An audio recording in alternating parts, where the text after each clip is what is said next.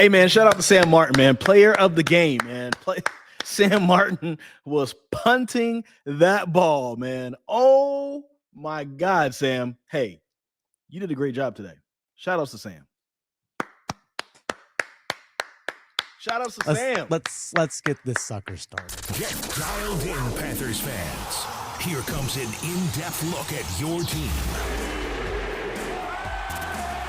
Exclusive interviews. Locker room insight. Let's huddle up for Panthers Playbook. Presented by Wake Orthopedics, a Wake Med physician practice. Here are your hosts, Dennis Cox and Chris Lea. Welcome back to another episode of Panthers Playbook. That's Chris Lea, Dennis Cox here with you. By the way, Panthers Playbook presented by Wake Orthopedics. And if you haven't subscribed already, make sure you do subscribe because, and we also want you to comment and let us know your thoughts. Dave Canales, you in or you out? Are you in or you out on Dave Canales as a head coach right now? Because I was actually thinking about this today, Chris. Again, the Panthers lose. They get routed 42-13. Those last 7 points by the Panthers, whatever, who cares? Garbage time touchdown. Yay. Shout out Mitchell Evans. They get his first career touchdown. But in the 21 games of Dave Canales as head coach of the Carolina Panthers, Chris, can you think of a time where it felt like he outcoached the guy on the other sideline? Last week. was that Dave Canales like out coaching Raheem Morris, or was that just simply the Atlanta Falcons fumbling over themselves? Because there were plenty of things about last week, especially what Dave Canales especially is in control of, coaching the offense and calling plays, where we've seen the same failures for the last 4 weeks, even going back to last year. I would say this. I mean, not to talk too much about the Falcons, but you can make an argument that the coaching staff didn't do themselves any favors with the way that they called plays for Michael Penix and all that. Like, you know, it wasn't just Michael Penix, but also the play calling was horrible, execution was horrible, and that a lot has to do with coaching. Mm-hmm. But we could talk about Dave Canales. Here's the main thing that was going on in my head towards the end of the first half, and of course most of the second half, is that the Carolina Panthers are going to have to make a choice. I'm not going to say Dave Canales is bad. I'm not going to say Bryce Young is bad. What I'm going to say is they're bad together. Mm-hmm. Something isn't working between these two. We've had enough of a sample size. We're like right now we're 4 games into the season, and we have 17 games now. But traditionally, this is 1/4 of the year, gone already. Yeah. Right. We have a whole year and a fourth almost of Dave Canales and Bryce Young. Of course, take out the time Bryce Young sat on the bench last year. No, we can count that. But there's a reason he sat on the bench. We can count that. We should count that. It's not working. It's not on this. I was thinking Dave Canales gets some credit for Geno Smith for some reason, even though he wasn't the offensive coordinator. He was a quarterback coach at the time, yeah. But you know what I'm saying? Like he wasn't the one necessarily calling plays and all that. So, but he has that. Then he has Baker Mayfield. What are those two guys? What do they do that Bryce Young does not do? Tell me. They're more gunslingers. A little bit, yeah. They're gunslingers. They're not afraid to push the ball down the field. Baker Bryce especially. Young still is just, I don't know what it is. He doesn't trust his receivers, and then when he does try to hit T-Mac, he's just missing him. Those two are not on the same page. Mm-hmm. And that just makes me feel as if that Bryce Young and Dave Canales aren't on the same page. Either Dave Canales doesn't believe in Bryce, or Bryce doesn't believe in Dave Canales. Could be or both. It's both. Yeah. Because those two just aren't working. It's literally oil and water. I kind of want to see Bryce Young with another head coach or Dave Canales with another quarterback. Yeah. Just to see what's going on. Well, we've already seen Bryce with 2. So there's that. We've already seen Bryce with 2. That's true. But you mentioned that. Other quarterbacks. You talk about. I always say this: play calling is, in my eyes, play calling in certain situations is a direct reflection of what a coach thinks about his quarterback. 3rd and 10, down 7-6 first quarter. Let's get the ball to Rico Dowdle. 3rd and 15, you're down 21-6. Well, let's give the ball to Rico Dowdle. Also, in those situations, though, like I'll let you cook. But then when you need 5 yards, then we decided to try to stretch the field deep down the right sideline with Tepper McMillan. Like, what are we doing here? It's like you need 10 let's hand the ball off. No, trust your quarterback to throw the ball downfield. But then when you need 5, as opposed to trying to get something underneath, but granted, there were some times where Bryce had some guys underneath, missed them, Like, let's not completely absolve Bryce of how his poor performance, I should say. Let's not completely absolve him of that either. It's just, like you said, nothing seems to be clicking, and from a play calling standpoint. And again, I'll put this also as well on Dave Canales. It's a 29-point game with 8 minutes left in the third quarter. It's a 29-point game. No urgency. All right, guys, let's huddle up. Let's get the play call in. All right, let's scan the defense. Let the time all just tick away. Play clock and game clock all just tick away. No, you got to go. That's just situational awareness. You just got to go. Hey, we're 2 minutes from here on out, guys. Get to the line of scrimmage. We're going to call a quick play and go. Because you have to score quickly because you're down by 29. The only chance you have to actually climb back is to go play fast. You didn't do it. But Dennis, not at all. But Dennis, the 2 minutes sucks. We know that they cannot execute a 2-minute drill to save their lives. If my life was on the line and we're like, Bryce, to save Chris Lea's life, execute this 2-minute drive. Dave, you're calling the plays. Make sure everybody's in position. It'll save Chris Lea's life. I'm gone, y'all. I'm gone. You're gone. Good knowing y'all. I had a great 39 years. I wish I could have had more, but it's not happening. They can't execute the 2-minute drive. And that's a part of what I was talking about before. Mm-hmm. There's something that's going on between those two. It's literally oil and water. It doesn't work. It doesn't mix. And I'm not sure what it is. I can't put my finger on it, but those two are just not good together. And here's something that I've noticed. Mm-hmm. They lose by 29 points. But the Panthers have more first downs, 21-16.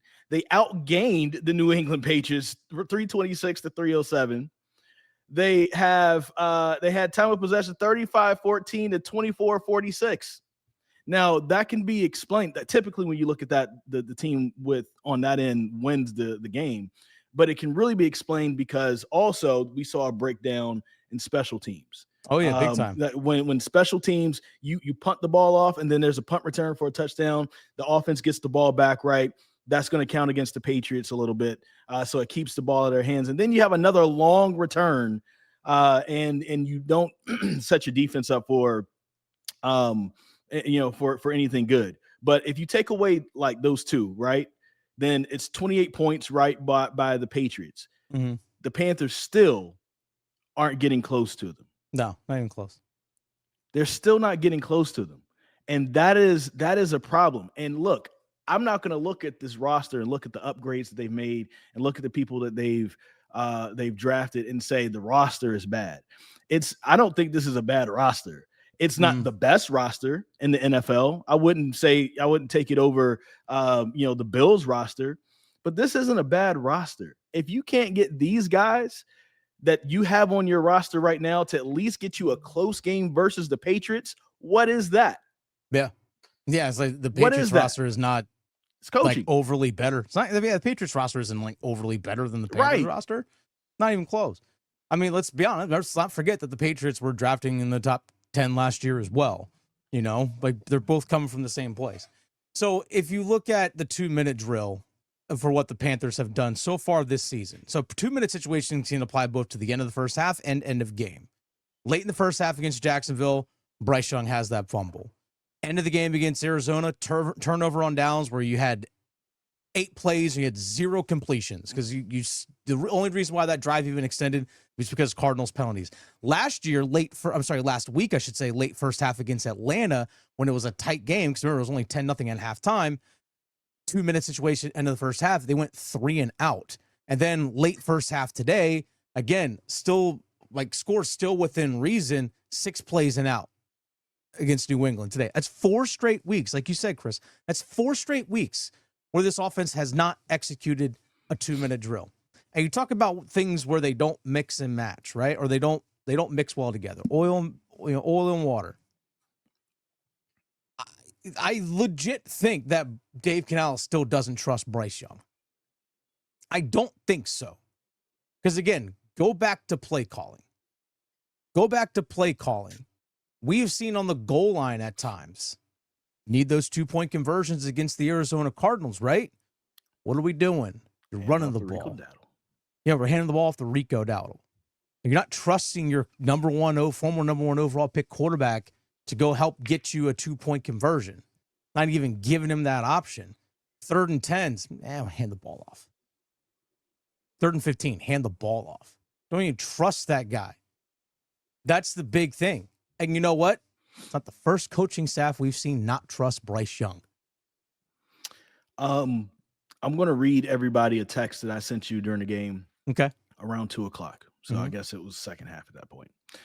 I'm looking at how easy Josh McDaniels makes it for. Oh, I'm sorry. This wasn't the second half. It was second quarter. First half. Second quarter.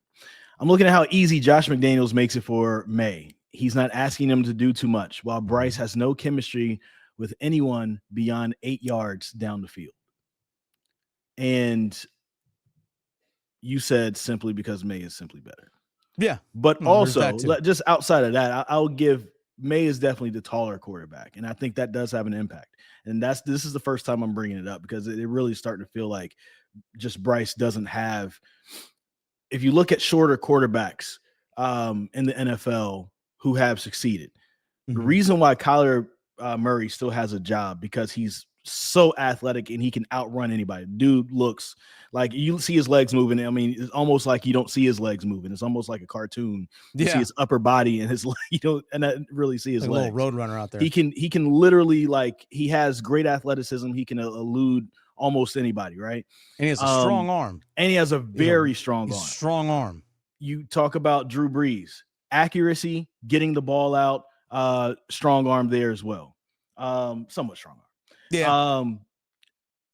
Bryce, but also smart as hell. Very smart. Bryce is smart. And that's right now, that's about it. Because he's not getting the ball out. He's not trusting anybody around him. I don't know if he trusts the play. He's trusting the play calling. And also I'll say this. I don't think the play calling suits Bryce Young. No. I really don't. It doesn't work. I feel like the game that Josh McDaniels called for Drake May suits Drake May. We barely heard Drake May's name being called throughout this broadcast because the Patriots weren't going to live and die on Drake May at all. 14-17. The Carolina Panthers are going to live and die on Bryce Young, and it's time that changes. That's got to change, bro. Yeah. I mean, also as well is that you look at the yards per attempt, the average, 11.9 yards. We're talking about yards per attempt for Drake May, 11.9. Yeah. Yards per attempt, 203 yards on 14 completions. They're moving the ball with ease. I mean, for example, this is also a frustrating thing when it comes to now we can get to the defensive side of things as well, because I know you posted this on social media that, hey, all that good tackling that we saw against Atlanta last week, they left that at Bank of America. They left that at Bank of America this week. But there was a prime example in the first drive of the second half where Stephon Diggs is wide open for a 22-yard completion on a 3rd and 15. On a 3rd and 15, imagine that, letting your quarterback throw on 3rd and 15. But wide open downfield is Stephon Diggs. And Mark Schlereth pointed this out on the broadcast. He said the underneath coverage is, playing 7, 8, 9 yards off. No, you got to defend the sticks. That's coaching. Because you know why? That's what they're being told to do. That's situational awareness. Hey, guys, this situation, drop back to 12, 13, 14 yards to make sure everything is in front of you and underneath, and then rally and tackle. None of that. None of it. You didn't see that today. That's coaching. Drive extends. They score a touchdown. The route is fully on at that point. Not that it wasn't on already, but it was fully on at that point. This team doesn't have any sort of toughness. It doesn't. It has no pushback whatsoever. None. No pushback whatsoever. It's amazing. Just drive after drive after drive. The New England Patriots just went down the field, touchdown, went down the field, touchdown, went down the field, touchdown. They scored 3 straight drives in the second quarter. Yeah. And then went out and scored a drive early in the third. First drive of the fourth quarter, go down to get a touchdown as well. It was easy. It was absolutely easy. And still, Panthers team got 1 sack today. They have 2 on the season. 4 games into the year, they have 2 sacks. 2. It's because it really does feel like this defense it's not an aggressive defense at all. It's not a defense. It's just a containment defense. Literally. That's all it is. That's all it really is. Like you look at the TV, you see the shell, you see the, you see them just like literally just, all right, we're just going to contain everybody.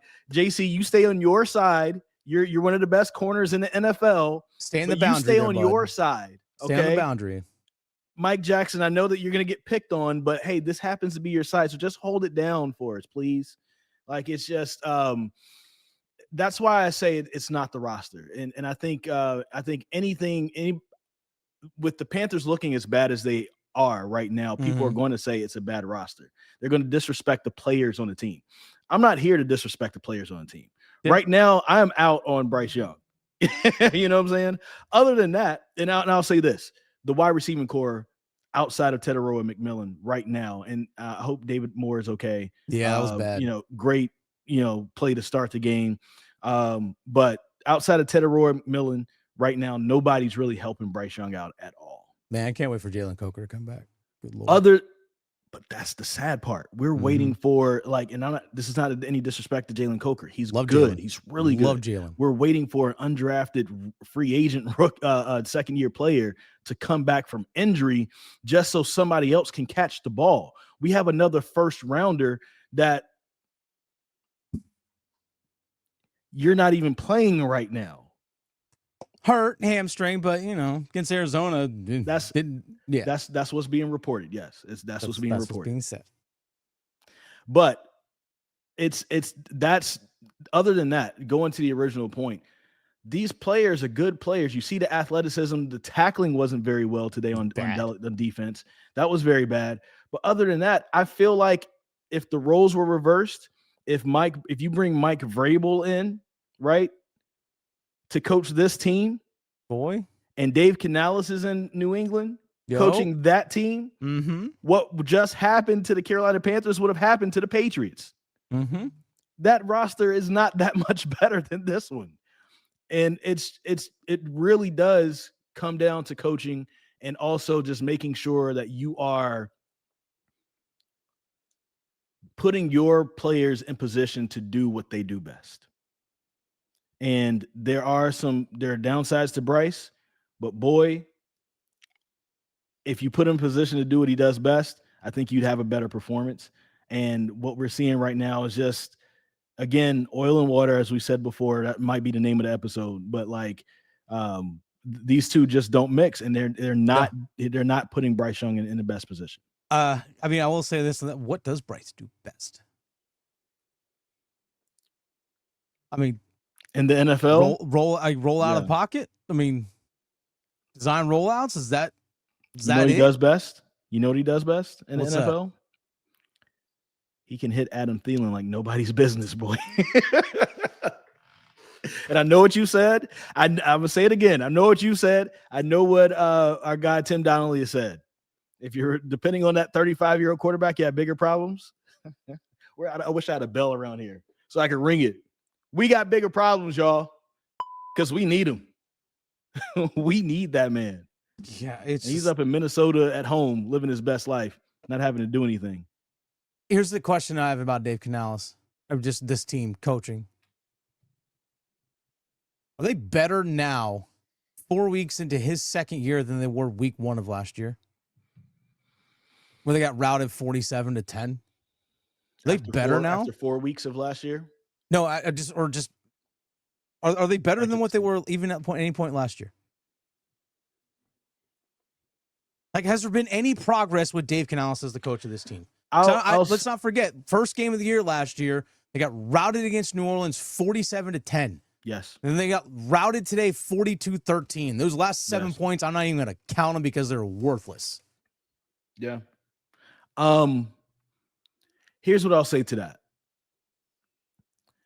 I think that last week, as of right now, unless they come out and get blown out by the Miami Dolphins next week is going to be a real test.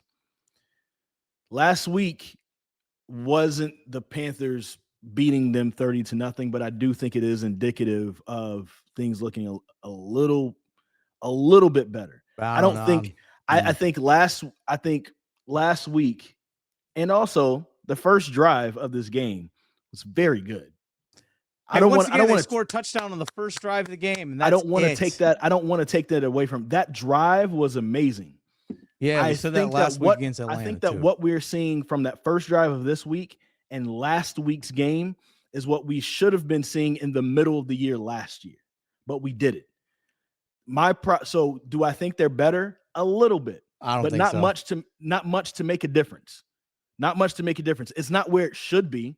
It's definitely not where it should be at all. No, far from it. Far from it. It's definitely not where it should be. Far from it. But I think it's a little bit better. And the reason why, I don't know if it's because of Dave Canales. It's because the roster is a little bit better than what it was last year. That's really what it is to me. I still see another team that just got routed again. And to God, I hope I haven't had a chance to watch the post, game presser from Canales or any of that. I hope I swear, I better not hear we had a good week of practice. Do not care. Do not care at all about a damn good week of practice. We just got to take advantage of our opportunities, and we didn't do that today. Subscribe. Hey, you know what? I want to end this on a high note. I want to end this on a positive note. Sam Martin? This is Sam Martin part of the show? Is that the high note? I don't know. They gave him a punt for a touchdown.